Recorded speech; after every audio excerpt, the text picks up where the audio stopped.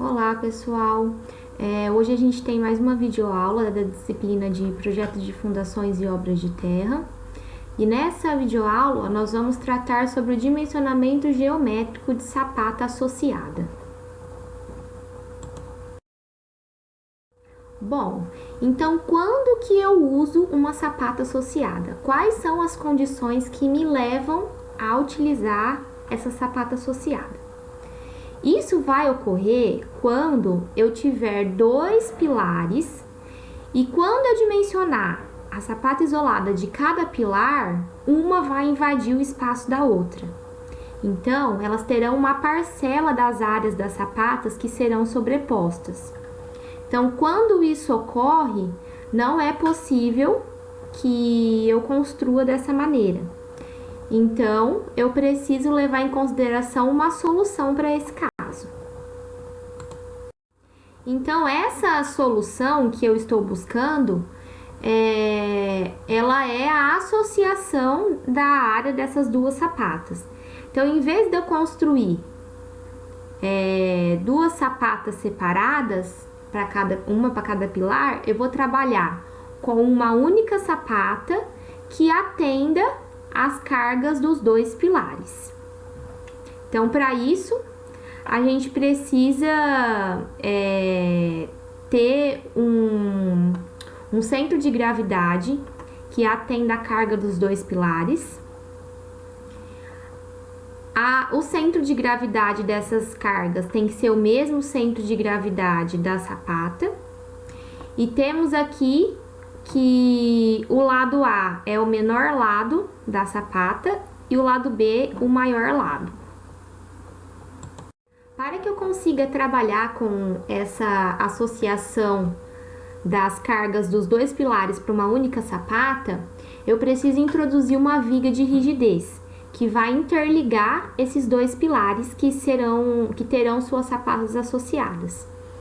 E para essa sapata trabalhar com uma tensão constante, a gente precisa dessa viga de rigidez.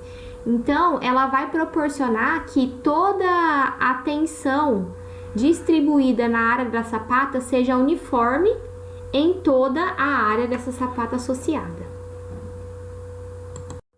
Entrando já na parte do dimensionamento geométrico da sapata associada, a gente sabe que o centro de gravidade das cargas dos pilares deve coincidir com o centro de gravidade da sapata associada.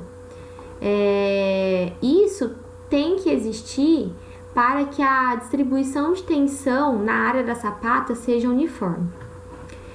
Então, eu tenho dois casos para fazer uma sapata associada. Quando os pilares apresentarem as cargas iguais e quando os pilares apresentarem cargas diferentes. No caso em que os pilares que terão suas sapatas associadas apresentam cargas de igual valor, a gente tem essa situação indicada na figura. Então, a gente sabe que P1 é a carga do pilar da esquerda e P2 é a carga do pilar da direita. L, indicado em vermelho na figura, é a distância entre o CG do pilar P1 e o CG do pilar P2. A gente sabe que A é o menor lado da sapata e B o maior lado da sapata. Então, para eu encontrar esse XCG, que é o ponto do centro de gravidade entre os dois pilares, como as cargas são as mesmas, basta fazer a distância entre os centros de gravidade dos pilares dividido por 2. Então, é basicamente L sobre 2. E aí, esse XCG está indicado na figura por um pontinho preto que tem a nomeação de CG. Para o caso dos pilares com cargas diferentes, aqui na figura a gente tem a indicação de dois pilares, P1 e P2, dos quais a carga P1 é diferente da carga P2. Então, isso quer dizer que o CG não vai ser exatamente na distância na metade da distância L. Ele vai ser diferente. Então, a gente sabe que a distância entre o ponto do CG, dos dois pilares, em relação ao CG do pilar P2, a gente chama de X, que é o mesmo que eu vou calcular para o XCG. Dessa forma, descobrindo a distância do XCG, eu faço a distância total entre o pilar P1 e P2, o L, menos essa distância do XCG, eu encontro a segunda distância, que é entre o CG do pilar P1 e o CG dos dois pilares.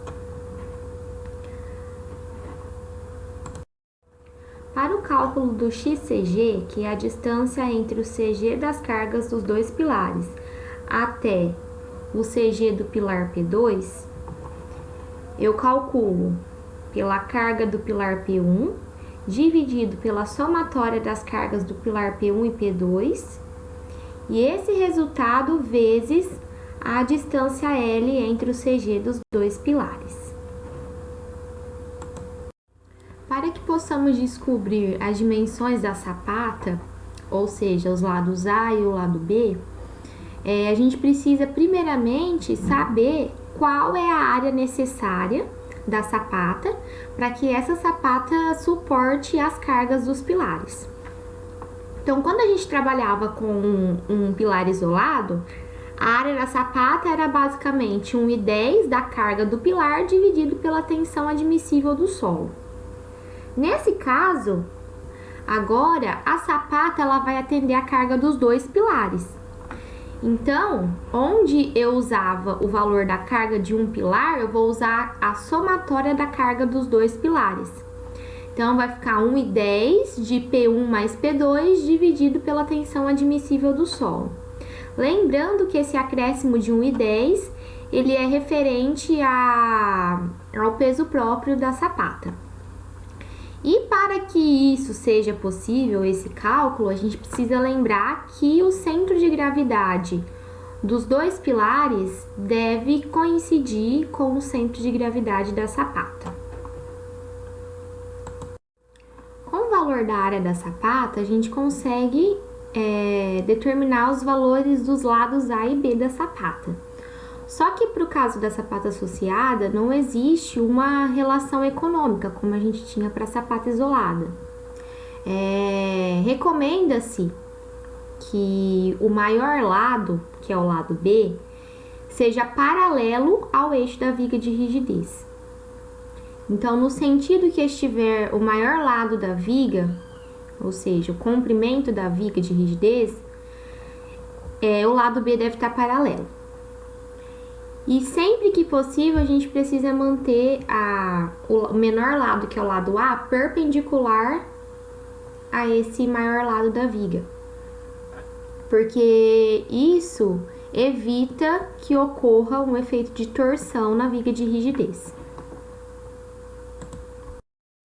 Então, agora nós vamos fazer um exercício que exemplifique o cálculo de uma sapata associada. Então, o exercício pede: considere que os pilares P1 e P2 sejam próximos e seja necessário associá-los, dimensionando uma única sapata para os dois pilares. Admita que a tensão admissível do solo é de 2 kgf por centímetro quadrado. Então, nós temos aqui que os pilares P1 e P2 apresentam 2,50 metros entre os seus CGs, que os dois pilares, P1 e P2, têm dimensões de 20 por 20 centímetros, e a carga do pilar P1 é de 25 toneladas-força e do pilar P2, 15 toneladas-força. O primeiro passo para a resolução do exercício é a determinação do CG das cargas dos dois pilares. Então, como a gente tem o caso de dois pilares, um com 25 toneladas força e outro de 15 toneladas força de cargas, a gente tem o caso de cargas diferentes para os pilares. Então, a gente precisa calcular a distância do CG das cargas dos pilares até o CG do pilar 2 pela fórmula carga do pilar 1 dividido pela somatória das cargas dos pilares 1 e 2 vezes a distância L entre o CG dos dois pilares. Então, sabe-se que a carga do pilar 1 é de 25 toneladas força, a carga do pilar 2 de 15 toneladas força e essa distância L é de 250 centímetros ou 2,5 metros. Então, nós encontramos esse XCG de 1,56 metros. Isso nos diz que a distância do CG do pilar 2 até o CG das cargas dos dois pilares é de 156 centímetros. O segundo passo, a gente calcula a área necessária para a sapata.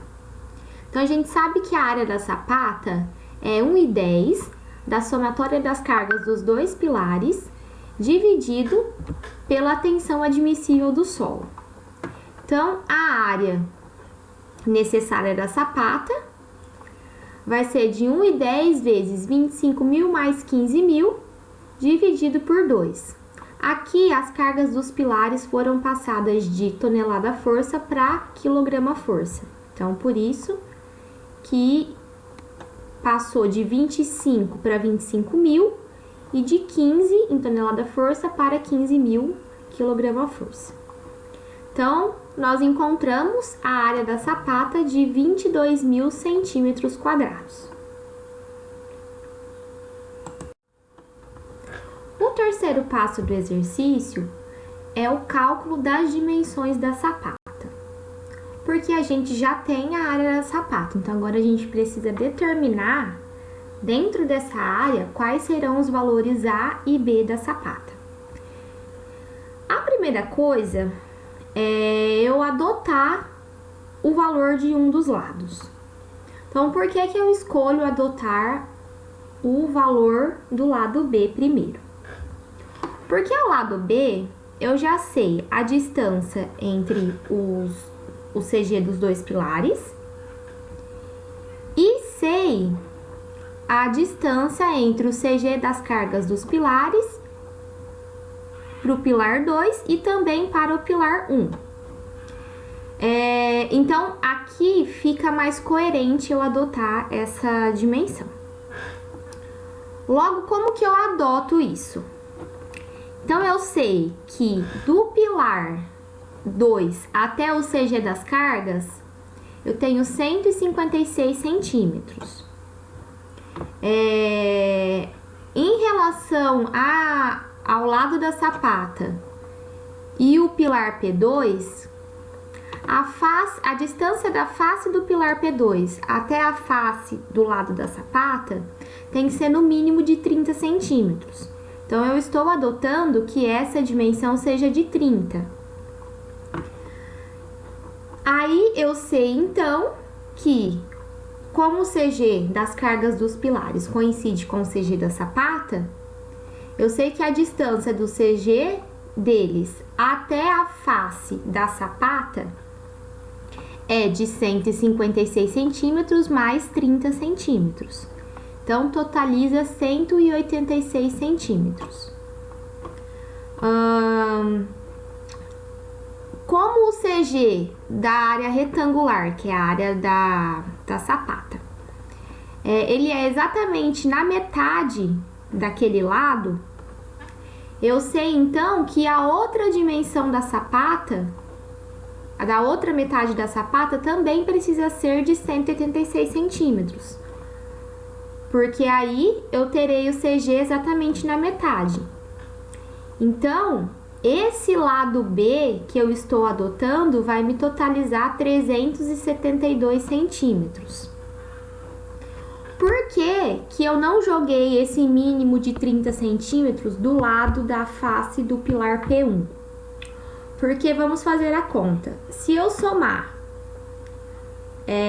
94 centímetros, que é a distância do pilar P1, com o CG das cargas, mais 30 centímetros, isso vai me totalizar 124 centímetros.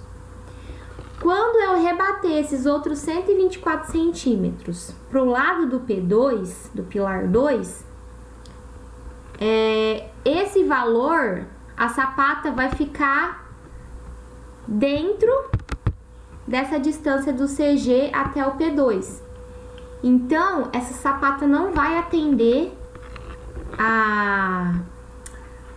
o englobamento, né, do pilar P1 com o pilar P2. Então, por isso que eu jogo esse 30 centímetros mínimos entre a face do pilar e a face da sapata para o lado que tem a distância maior entre o CG das cargas e o pilar.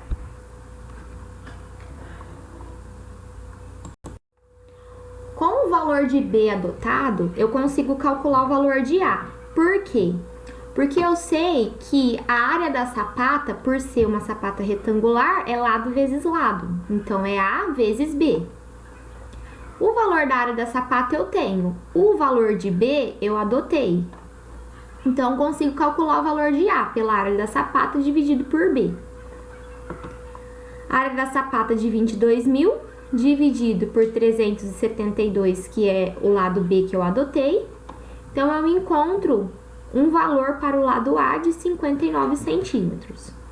Então, como eu comentei na videoaula passada, os valores dos lados da sapata devem ser múltiplos de 5. Então, eu estou adotando para o lado A, em vez de 59 centímetros, um múltiplo mais próximo de 60 centímetros. E para o lado B, em vez de 372 centímetros, estou adotando 375 centímetros. Por fim, agora que eu já tenho o tamanho da sapata, o tamanho dos lados, eu preciso fazer esse desenho em planta. Então, nesse desenho em planta, eu preciso ter a indicação da posição dos pilares, que é essa área achurada.